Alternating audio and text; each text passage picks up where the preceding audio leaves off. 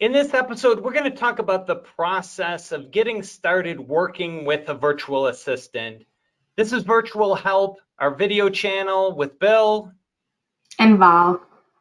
And we are virtual assistants that support financial advisors. And you can find us at virtualhelpria.com. And thank you for joining us on this episode. And thank you, Val, for joining me. Val is one of our virtual assistants, and she's going to be under the gun here to answer the questions. But actually, you were just saying this. We've gotten a lot of questions of just what is this process like? So why don't we start from the beginning? If someone finds us on the internet, the first thing they do is schedule a meeting, a free upfront meeting, and we talk to them about their needs, how their businesses run, and what services we provide. Yes. And it is great to find out what are some of the things that they need help with or some of the things that they would like for us to do. And, it's never the same for everyone. So I think that it's great that we get to have that time talking to people about what they need and what we can offer to them. And I think it's informative because a lot of people don't realize how much we can do virtually. They, a lot of times people come to us, they want forms, us to handle forms or client reminders or follow-up. But I think the whole marketing piece is helpful. I mean, we put information into tax planners or into MoneyGuide Pro or eMoney into retirement planners, but and in their CRMs, but we can do a lot on the marketing end. And I think that's an eye opener during that first meeting. Yeah, definitely. Because a lot of people have mentioned that they need help with Facebook or that they don't have the time to create landing pages or, create those ads. And I think that, during that first meeting, we make it clear that that's something that we can do. And that, once we have all the information that we need and we know the kind of content that they want to put out there, we can just create it for them and have it ready for it to be published. That's a good point. I mean, with the things you're doing for clients with marketing, I know you use Canva Pro to create images. I know you do edit videos or edit podcasts and social media posting. Oh, and you're good with the websites, with WordPress. Yes, I can edit the website too. And, create their blogs or post their blogs, find, different photos. They always tell me, once you have the blog ready, could you please show it to me before it can be published? So I have, a variety of photos that I can show to them, and so they can let me know if, it goes with what's being written or with what they're writing or what they're talking about, because we want to be consistent. Yeah, like the same kind of voice or the same imagery or some kind of maybe font or colors. I know some clients want, like they'll do a post, a video or a blog, and then they want a social media blast, and then they'll also want emails to go out, like with MailChimp or with Constant Contact or ConvertKit, one of those. Mm-hmm. Yeah. So those are areas. Yeah, and I think it's important to let them know that, the content that's being created, it's not just gonna stay in one platform. It can be shared in multiple places, and people will be able to see that it's not just gonna stay in one place and it's not going to be, like not seen by more people. So I think it's good that we let people know, that we can share all the information that they're putting out there, and we can send it to whoever they want us to send it to, and we can share it with the people that they want us to share it with. Do you find that a lot of the clients have similar needs, not outside of marketing? I know marketing is very individualized, but as far as forms and programs, are they similar, or does it still vary quite a bit from client to client? I think it's pretty similar. The process would definitely be different, but I think they want similar things. They need help with forms. They want someone to help them schedule their meetings, someone to talk to clients, because sometimes people don't really have the time, to talk to their clients. And I think that it's very important to create, a relationship with your clients and to let them know that you're available and that you can do what they want you to do.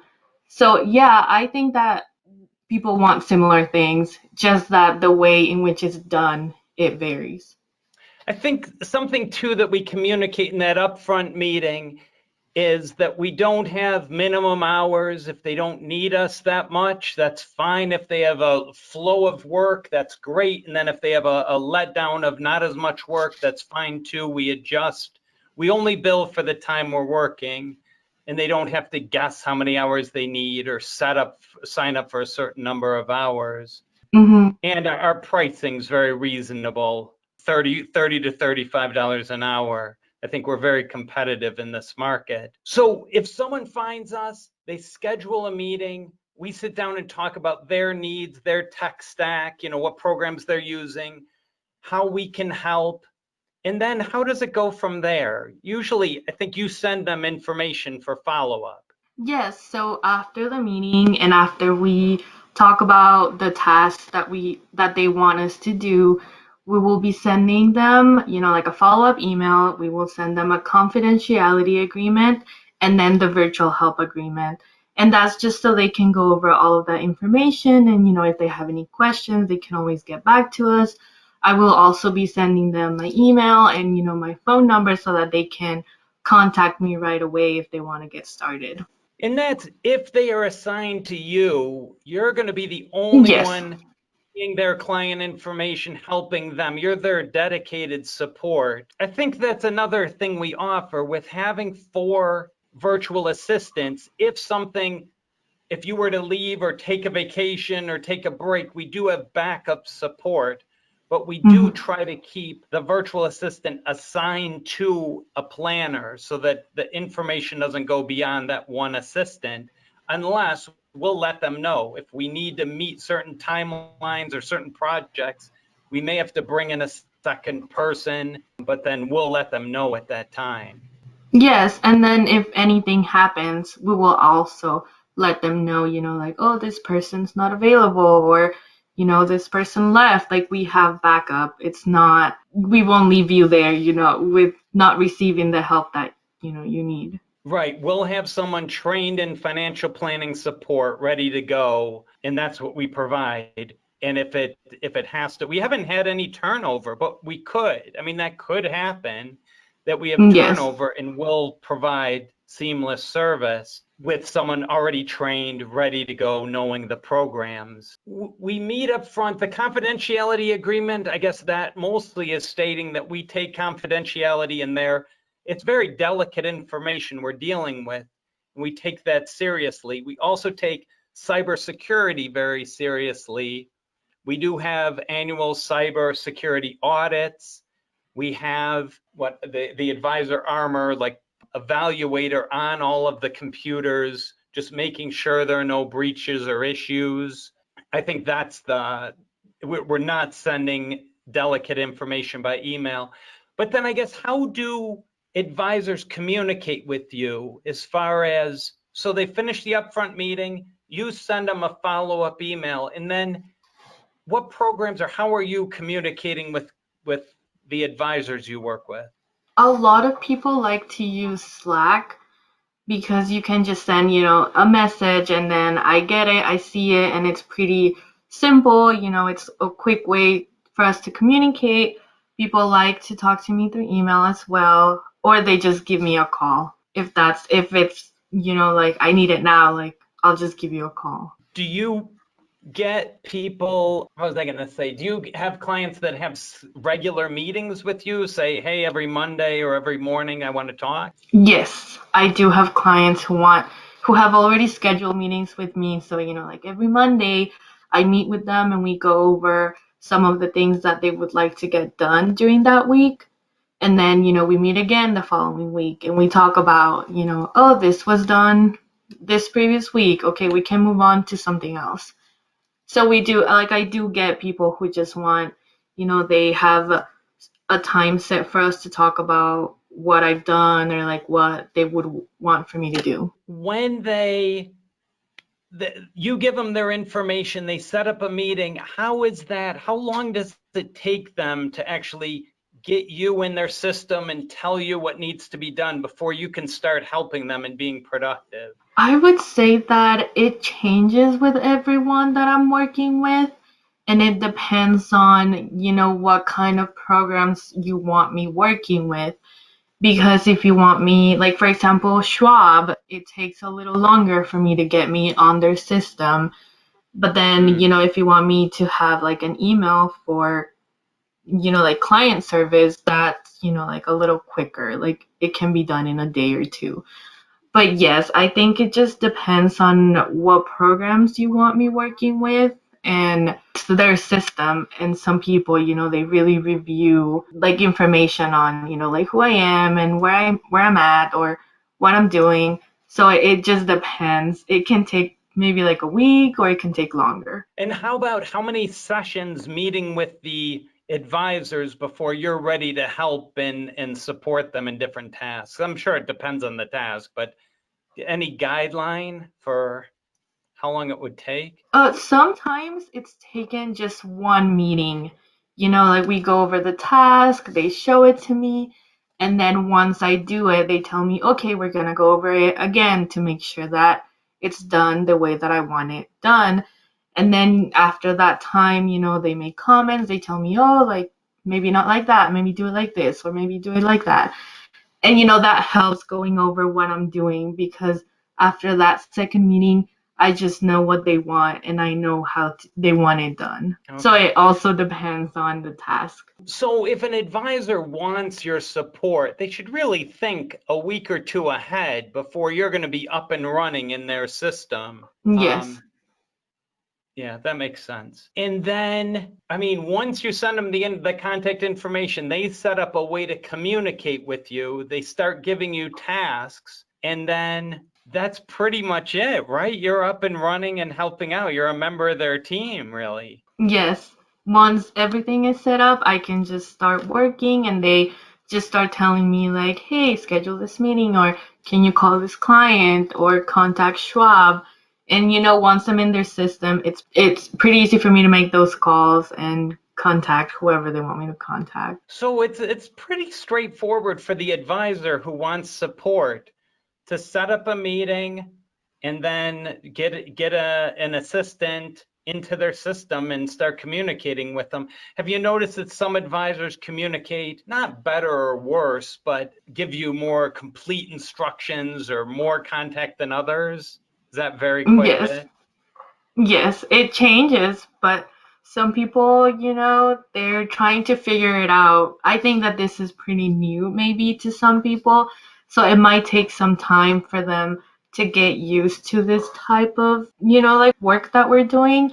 But for other people, I think that they really trust us and what we are doing, and they just tell me like, here you go, like I know you can do it and I know that you will do it. I think too, this is a business where a lot of people are just on their own and aren't used to having support. And there is some work on their end when you have support. You have to give feedback. You have to instruct the way you want it because there isn't any mind reading going on. You have to, Right. and even if it's the same task, if everyone wants MoneyGuide Pro or everyone wants Schwab Forms, I mean, some people will do things or have the information displayed differently or in different places. You have to, yeah, just good instruction gives you a good product at the end. Yes, it does. And I always, if something comes up, I ask questions because I don't want to mess up their work or, what they're doing. But usually people are pretty good at telling me, what they want and how they want it done. And then I do have someone who sends me, like emails and he's like, okay, like do step one, like here's step two. And then we'll go over it. And once we go over it, he's like, okay, if you have questions, just give me a call. Like it's fine, you can give me a call. So I think that works too. Like I want to know what people want for me to do. And like I want to make sure that I know and that I have all the information that I need to do it.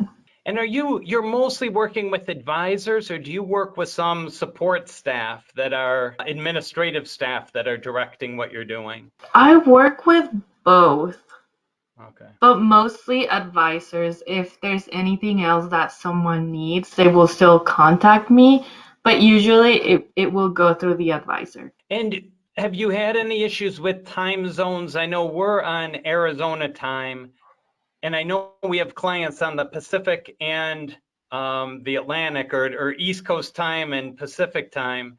Has there been any issues with that? No, we haven't had any issues with that.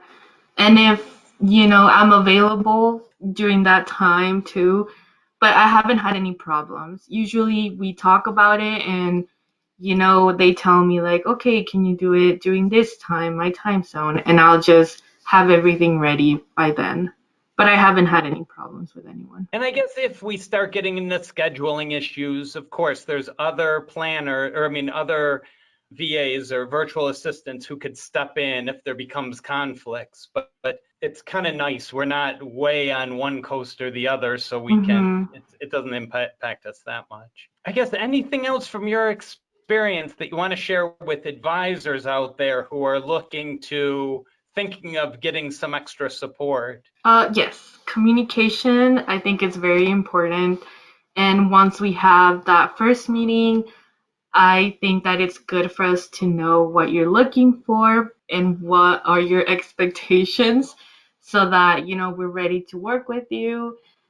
But yes, just, telling us what you need and making it clear and just having some sort of like channel that we can use to communicate. Yeah, that's great. And I think too, I've gotten a lot of good feedback that the virtual assistants are freeing up their time, the advisor's time, so that they could spend more time with clients and marketing and just free time. And you're taking a lot of those, especially repetitive tasks, away from them so they don't have to be bogged down and they can grow their business or serve their clients better.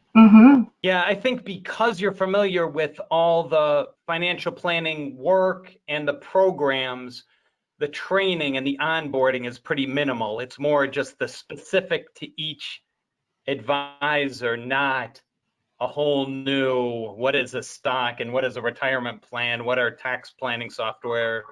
It's just how do they want it done, but what forms are out there and what tasks they're going to need help with. Yes. And it helps, knowing all of that information so that because it's easier on them too. Right. They don't have to train you from zero. They just train you from, you already know how to use the software. It's just what exactly they want and how they're going to present information. Where do most advisors share information with you? Is it Dropbox or some other kind of cloud? Yes, a Dropbox. Is that mostly what people use? Yeah, something secure and that you could access and get the client information you need. Yes, that's what most people use. Well, I hope this is helpful for advisors out there. Just a real easy process.